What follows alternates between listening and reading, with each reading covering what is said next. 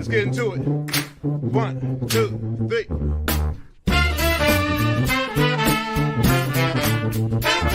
Let's get some more. Have it in. Get some more. Just get some more.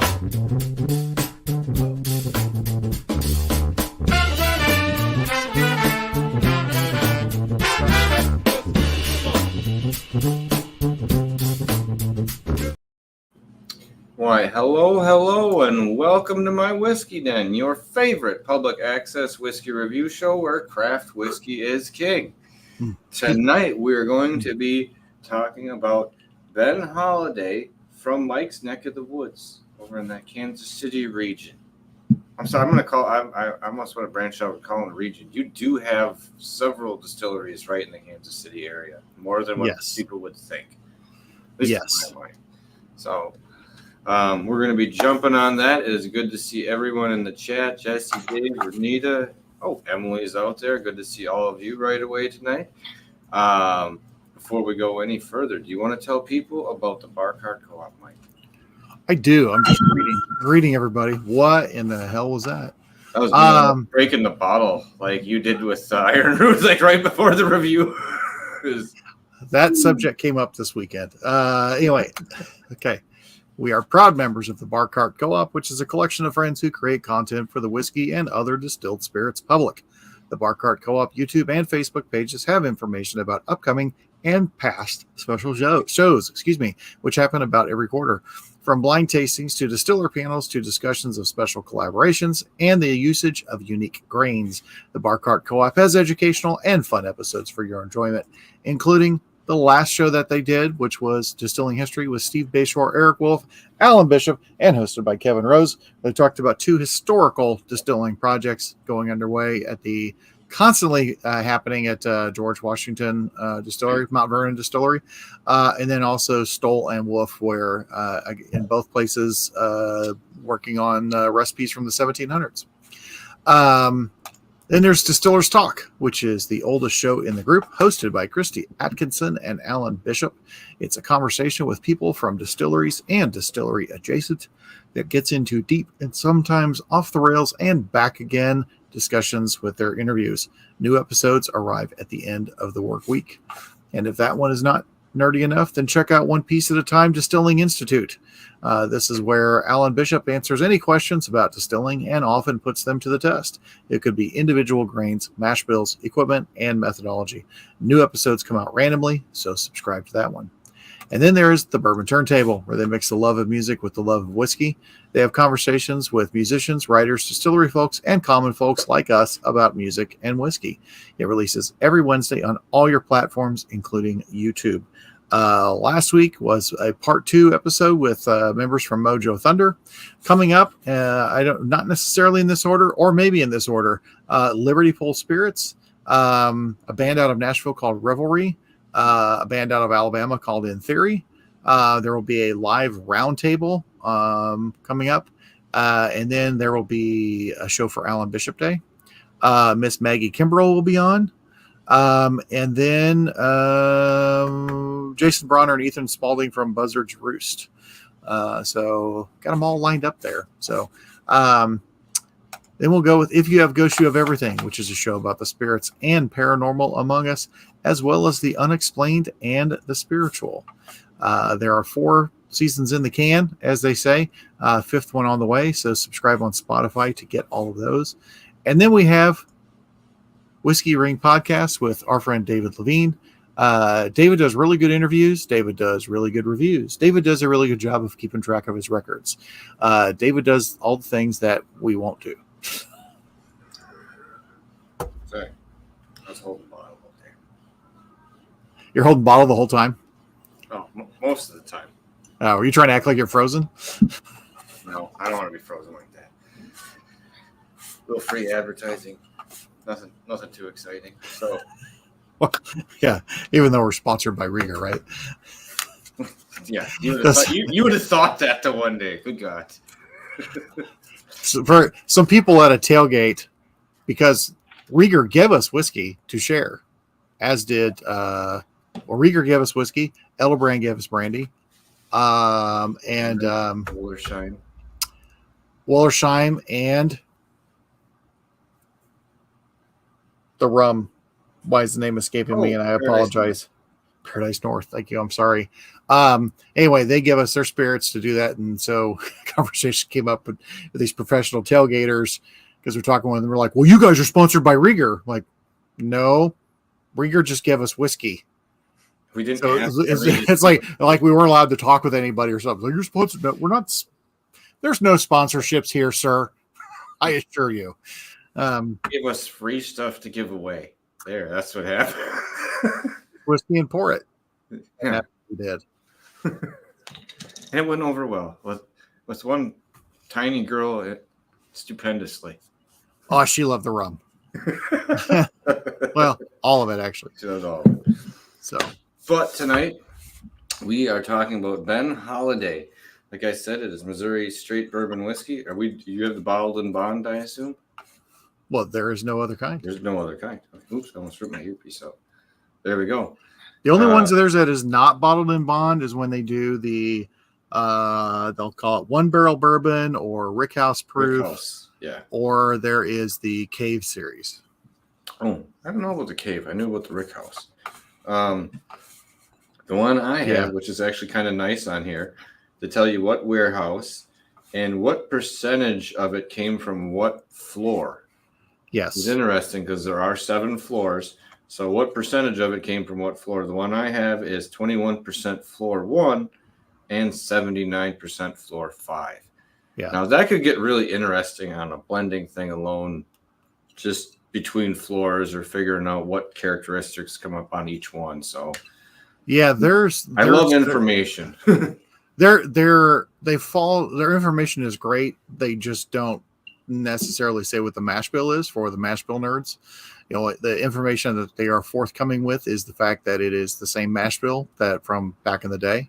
And then recently there was and I will butcher the name because I don't have it, but it was a pick of Ben Holladay, and it was like a specific 20 barrel blend that I guess was, as the kids say, the shit. So if you look up, I think it's Bourbon Lore. So if you look for things on Bourbon Lore, Ben Holladay, people went kind of nuts for it. It was a good pick, but anyway, we shall discuss. So I know some things about Holladay as far as the history and stuff like that. I have not been there, even though it is 30-ish minutes away from me. Friend of show Jesse Page has. So he has been there. I have yet to make the trek up there, but it is as the shocking fact, Ben Holladay, it isn't McCormick, but it became McCormick. So people equate McCormick to cheap vodka and the Platte County moonshine, and some of those other things. But I can say, because I had some McCormick bourbon from the early 80s that was in old decanters, and it was pretty good. I mean, I had very low expectations because I'm sorry, McCormick, but because it's just that you see McCormick vodka, it's like, if you're buying McCormick vodka, you're not buying it because you're a vodka aficionado. You're buying it to take stains out of something or just to get drunk. I was gonna say, just to get drunk. I like the stains thing. Yeah, we use this for the grape juice. Yeah. It's but hey, everything has its purpose, and then But anyway, so Holladays had been around for mid 1800s, early 1800s. A couple of brothers had bought the land. One of them was the reason there's a stagecoach on there. He was called the Stagecoach King. But they decided they were going to make some whiskey. They did that for a long time. It was all done in Weston. There's a couple of start and stops with some fires that happened over the years. The brothers eventually passed away. Family kept the place going, and then it was might have been the 70s or 80s. Is that McCormick? And I might actually see if because I might even have it written down here in my or typed up here in my thing. But McCormick became McCormick in the 40s. And And then MGP, Midwest Grain Products, based in Atchison, Kansas, of course, did buy them. But then it was put on, everything's put in hiatus in 1985. And then it went to 30 years to 2015 when they were going to resurrect. The interesting thing about the place is the fact that the stills were still there. Most of the stuff was still there. Vendome came in and redid the stills.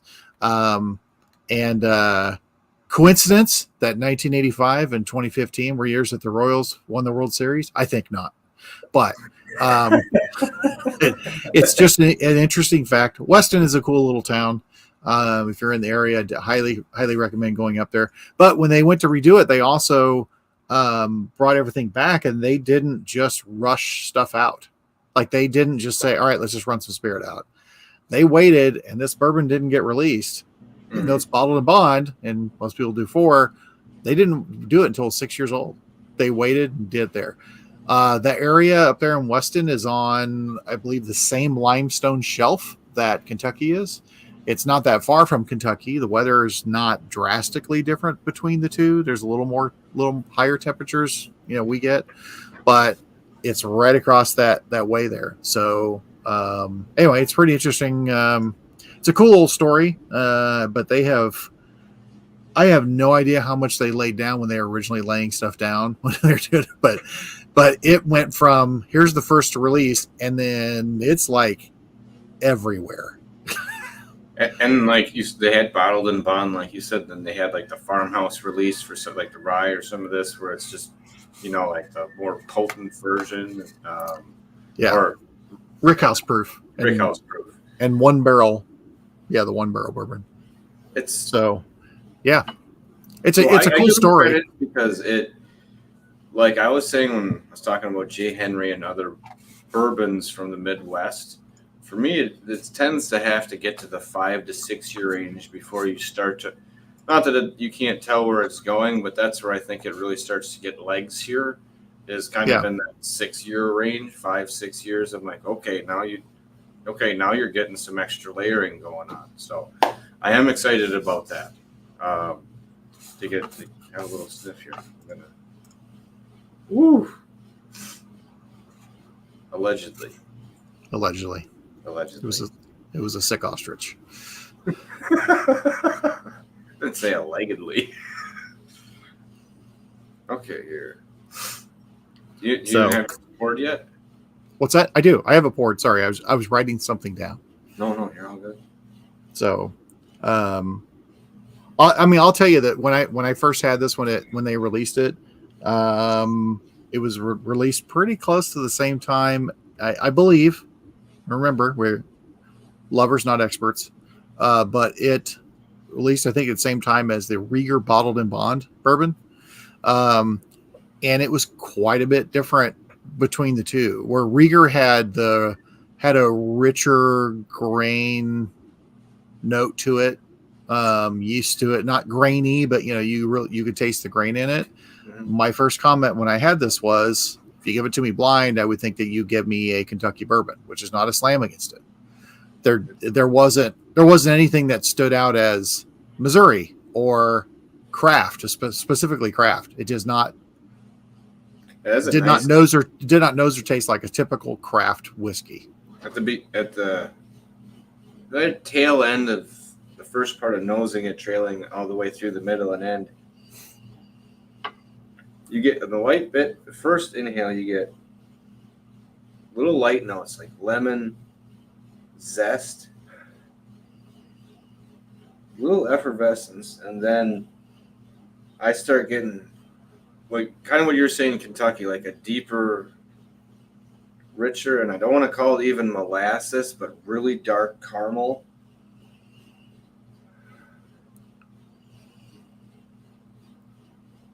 Maybe even a little bit of gingerbread and frosting. But it is like that deep, rich, almost like a richer, caramely, almost like a little toasting to it. That could be the barrel, obviously. Yeah. I shouldn't have had a sip before because I don't want to mislead. So one of the things that I get along with naming things that are coming off of the nose, is there's like a Cracker Jack nose to it. But then it is like I've got note. I get what you mean, light, dark, like on yeah. the But like if you had Cracker Jacks with almonds, so what I mean is like fat guy granola. But like I got fruit, almond, honey, molasses, hay, tobacco. And the fruit I get apple and cherry on the nose on it. Cherry more so. Yeah. For me, sorry. That's wrapped up. I'd almost go like a dense, gets like a fig in that like. I could see that. Tobacco-y. It's dense in the middle. Like you come in, Mm-hmm. like there's a part where you hit, and it's like a solid note, and you're trying to pull out little pieces from it. Mm. All right, I'm gonna take a drink because Jesus Christ, we're 15 minutes in and I haven't drank anything. Oh, you pre-gamed. We all know you did. Mm.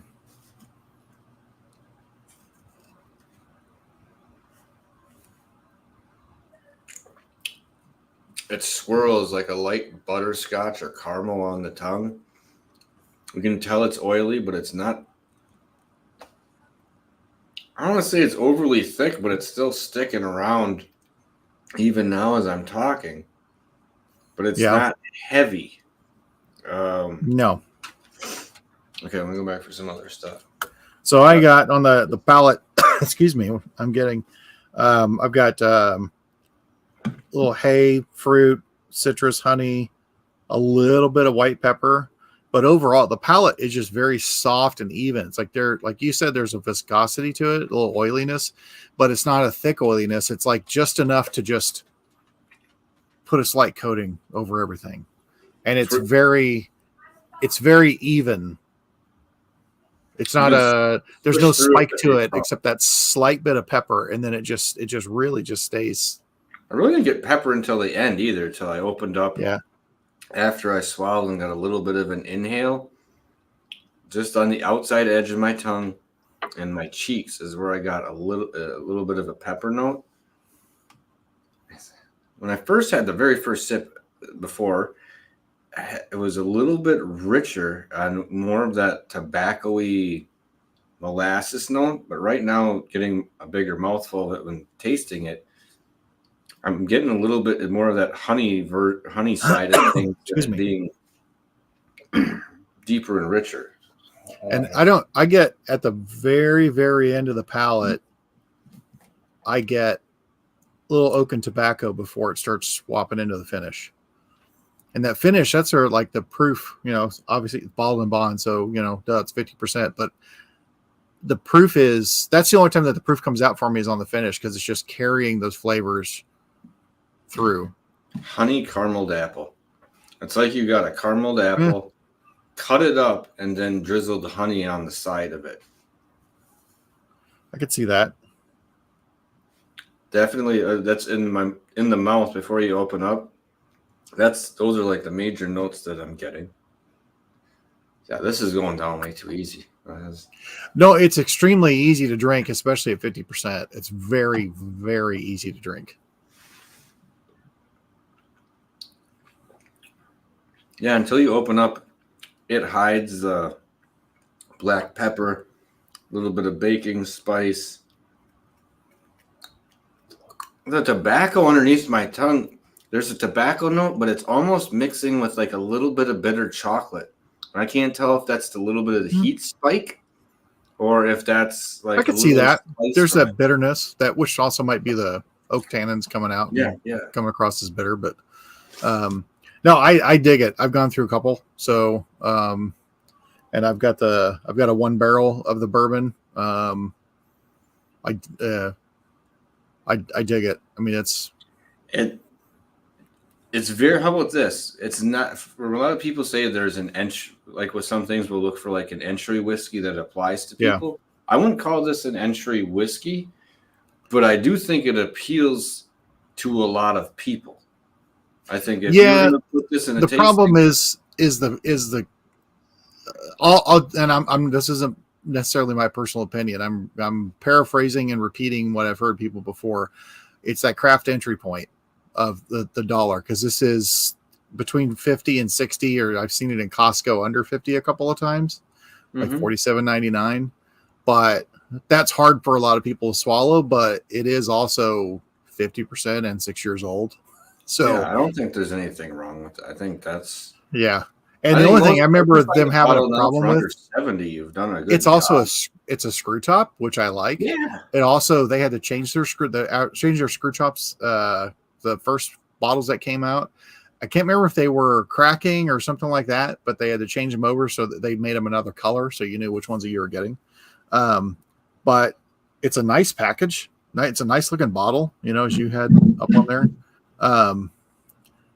Yeah, it's a good looking bottle, good looking website. Cap on there. Yeah, that is one. You got one of the metal ones, so I think you do have one of the early ones. Yeah. Oh no. Yeah. Because I think because it's like black hard plastic or black metal. I should look. But that's still kind of, it looks neat with the stamp over the top and stuff. They did a good job of keeping a theme. Yeah, because they all went to black. Because it's just a wagon. My wheat whiskey. Wheat whiskey. On this one, it's just a wagon and some barrels and stuff. So nothing too fancy. Just kind of playing back to the time frame appropriately, and then getting the stamp right on top does also play into that very, very well. So nothing crazy, but solid on the bottom. Yeah. Yeah. No, it's enough to catch your attention, but it doesn't look like it's, I don't know. Sometimes you see bottles that looks like they're begging for attention. Yeah. And you're like, I don't know. Maybe you spent too much on advertising. There's some things you get, like you'll get it's something in a box. It has all this, and then you finally get down to the whiskey, and you're like, or whatever it is, rum, whatever spirit, and you're like, well, how much was it without all this other shit? There's at least $15-$20 of fluff around my bottle here. So they've got the Cave Collection, which I was talking about before. These are the bourbons aged in experimental barrels for secondary finishes. Oh. It's a completely different bottle. Looks like a little moonshine jug. Good. I believe those are distillery only. But they've done some pretty cool stuff. I've seen how people had some pretty neat things posted. I do also have a single barrel pick, a one barrel, which it's basically the same label but black instead of tan, so it's reversed on there. Anyway, it's I think it's a pretty solid bourbon myself. I like it, and I think that it's where I said it's like light or medium in the finish, and it holds on. It's not like I'm talking. It feels like it went away, and then all of a sudden I'll close my mouth and I'll get more flavors coming back. Yeah, like there's some stuff still stuck in there, and it's what's left afterwards is almost more of is a really unique taste, because that's where it's, I don't know, I'm getting that kind of the darker rich notes again, like kind of like a date, little bit of a cigar. Yeah, it's actually I'm gonna do a contrast because I have the single barrel. It's next to me. Please do. I think that this is a pretty good. If you were gonna show someone what bourbon was in your area, in your area or in mine? Well, I take it back. I think it's a really good example of bourbon. And I think if you say, hey, what's your local whiskey? I would not hesitate to say, try local bourbon. You should try this. Yeah. I'd be, like you said, not as grainy forward, but more amalgamation of flavor forward. You know what I mean? Like you're getting flavors, you're not getting grains, but it's flows. It's very. Well put together. I would say it's a very good example of a classic bourbon. Yeah. I'm happy.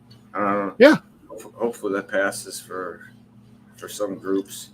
I have not made any cocktails with it ever. but I don't know if it would. I don't want to ruin it. This is actually really good by itself. You could throw a couple of cubes of ice in it.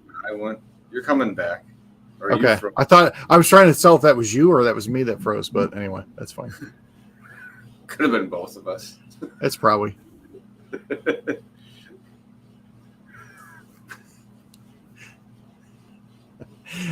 Do that. Let's do that for 15 minutes and see how long that keeps people on.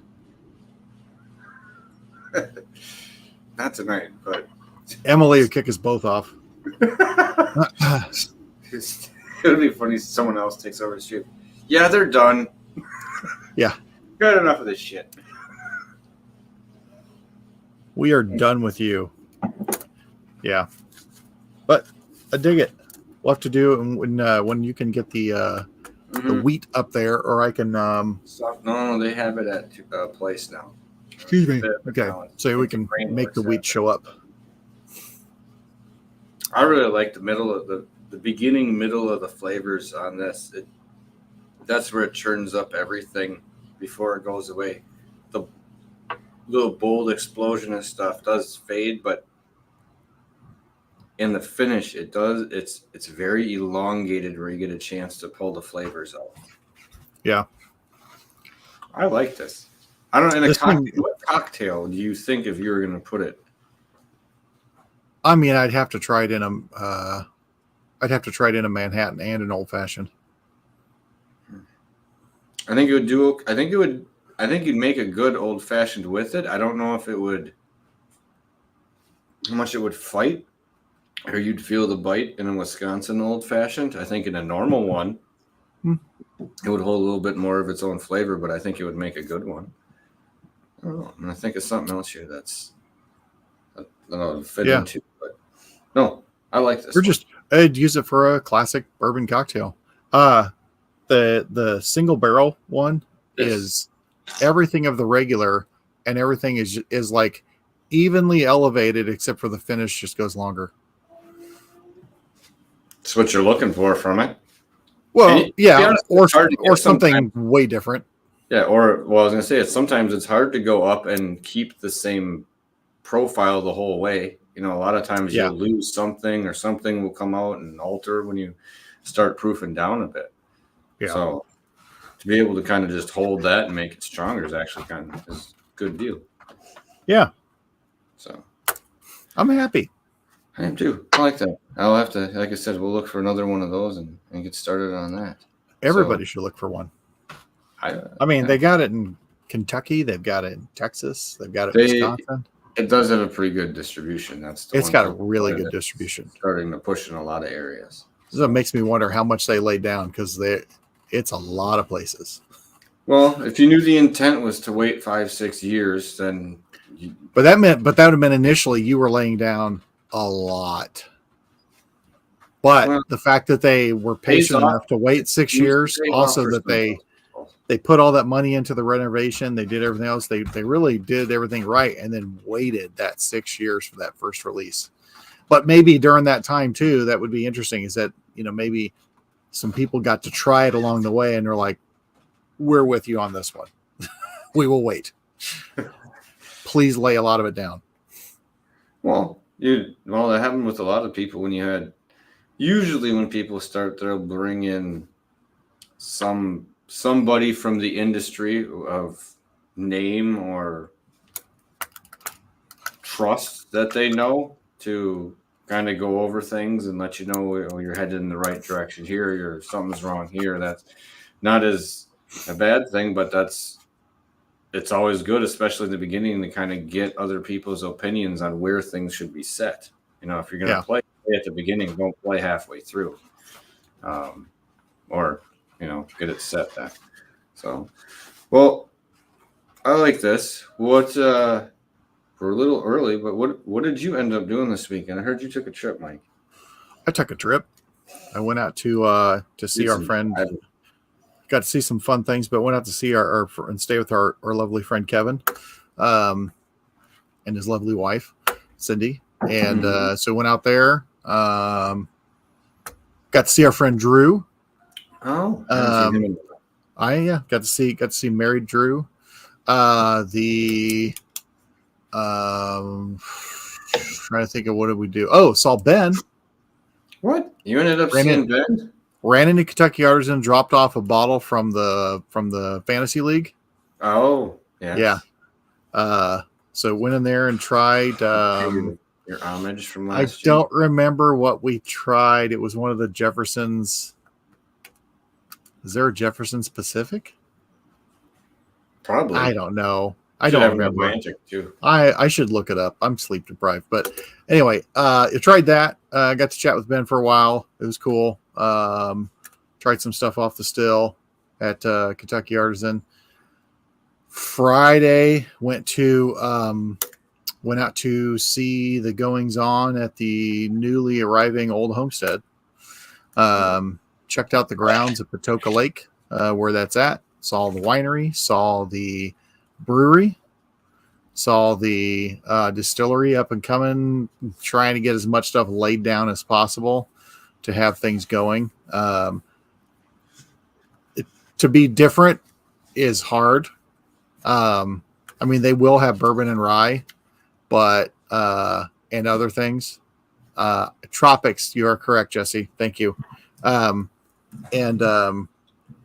They will have that, but they're also trying to do things with which, as they call it, sunshine spirits, which are, instead of moonshine, which is done at night and illicitly, it is sunshine. So it's all moonshining practices and methodology and things into doing interesting spirits, especially a lot of them unaged, and then also then aging them and doing other things with it. So that was really cool. Got to try several things. Try an upcoming apple brandy, 2 different peach brandies, an absinthe on first and second distillation because it was being distilled at that time.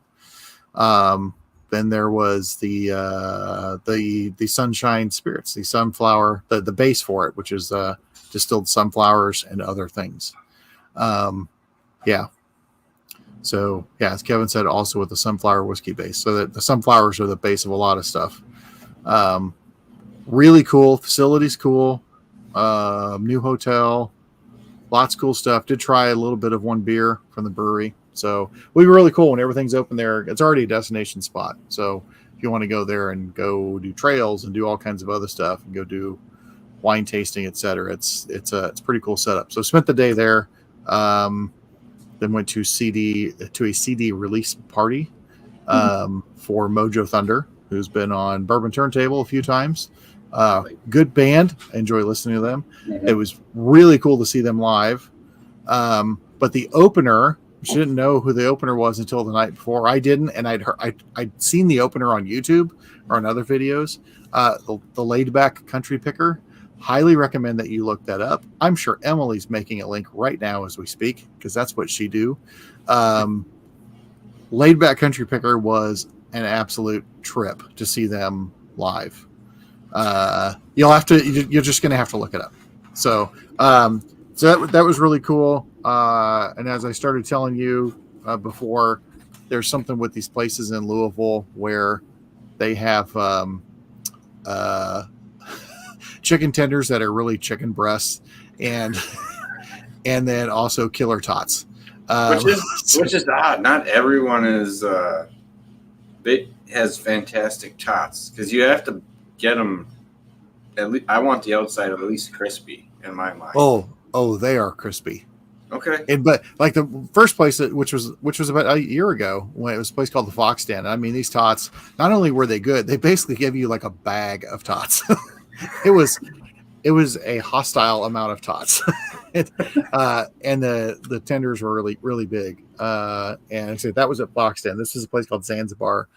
Also massive tenders, really great tots. Yep, there's Emily right there. Check out the link. You will not regret this one bit. Anyway, music's great. Venue is really good. Saturday morning, ran out to Whiskey Thief. Went to go check out stuff there, which they keep evolving with what they're doing out there at Whiskey Thief.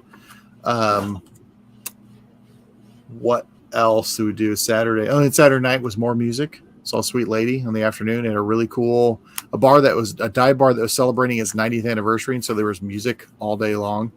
And that was pretty sweet. And then of course, in the evening with Bourbon's Bistro. Well, And in between all that, multiple tastings of different things. So, yes. And we saw Amsey winning. was he winning? He's always winning, man. It was That's his true. birthday Friday. So, but Amsey was, we were talking about Bourbon on the Banks Fest. Because there's just a lot of stuff in place for it. They've obviously done a bunch of improvements and everything. Really looking forward to going to Bourbon on the Banks this year and seeing what they're doing. It's still it's a cool event. So, yeah, that was it. It was a Good weekend. lot of Louisville. Did one bottle run to go see if I could pick up a couple things, specifically some normal release of Miss Maddie Gladden, because For the discounted price. who knows if you're ever going to see it again. We just don't know. So, but there's a lot of Maddie that's been laid down and needs to be bottled and sold. So, but it'll never be blended by the same person. So, Well, someone can find a single barrel. You know how this works. well, finding one and getting it. Getting are it, two you're right. Yes. separate things. We have heard of all sorts of issues, not from them, but from other places, and even vendors that seem to jump in. You know, you would think that they would say, "Hey, by the way, Marsha's coming." Oh, That is oh, look at it. See, wow. yeah, I would make it to do about that. I mean, it's the mother of Texas whiskey, right? I mean, I'd say something. I'll blame Robert. I think we should. That's fair. Yeah. What's going on?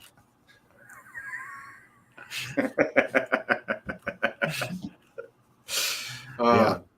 So, All right. Well, oh, well, I could only imagine, but do they know that border thing, right? yeah, you can always find ways. There's always a way. I know that. There's always a mule. There's always a mule with a big enough prison wallet. Wow, that's a hefty age. Yeah. I'd be intrigued just because it's Wiser's. I would think it. I don't know if it's. I'm intrigued. I don't think it'll be over oaked. I mean, so there's some stuff in the U.S. you get that everyone's excited about. It's 20 to say 25 years old. Yeah. And you're just like licking a tree sometimes. Like there's flavors in it besides that, but somewhere in there you just licked some bark. I just don't think that that's a problem in Canada. I don't think so. No. Yeah. I mean, with Especially the climate and their blending and how they do it, and also the fact that they allow the additive. So, and they keep all the good stuff up there. they do keep all the good stuff for themselves. Yes. So Just like good people, they keep Donald Rance. They won't let him come to the States.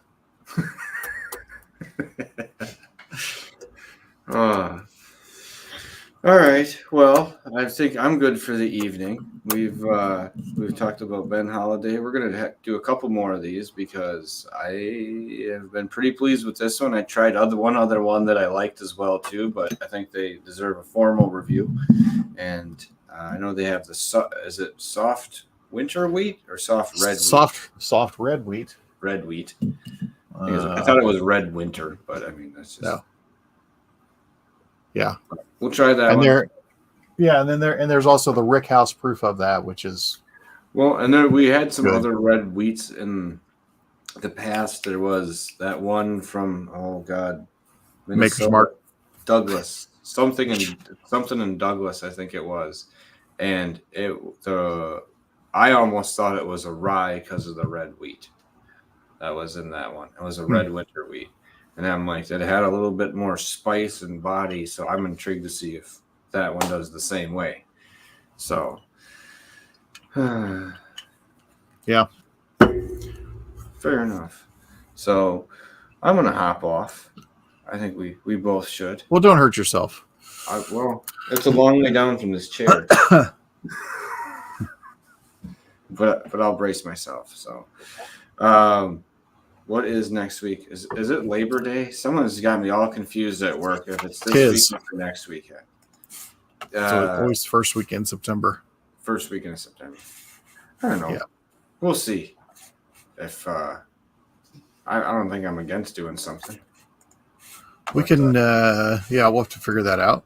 Do a Labor Day. I like this. It gets more leathery. Donald getting fancy with the spelling. Oh, is that Canadian? Huh? I said, is that Canadian? It's just to make us feel dumber. I'm on. Damn it. Swine of America. True. All right. Well, I want to thank everyone out there for stopping in this week. We appreciate it. If you do see these on the shelf, do not be afraid to grab one. At the price tag where they're at, I don't think $40 or $50 is a big deal, especially for a bottled in bond. And in today's market where everything seems to be going a little bit higher than what it was in the past. So I'd say grab one. I don't think you'll be upset. And I think it will also play to a lot of your friends that come over too. If you're like me, who is more of the craft whiskey person, I think this is more of a universal bottle in my mind than other ones. So yeah, I think add her to the collection for you. So yeah. Remember, it's not the size of the den that matters. It's the love of whiskey. Cheers, everyone. Cheers. Ins, outs. I got everything.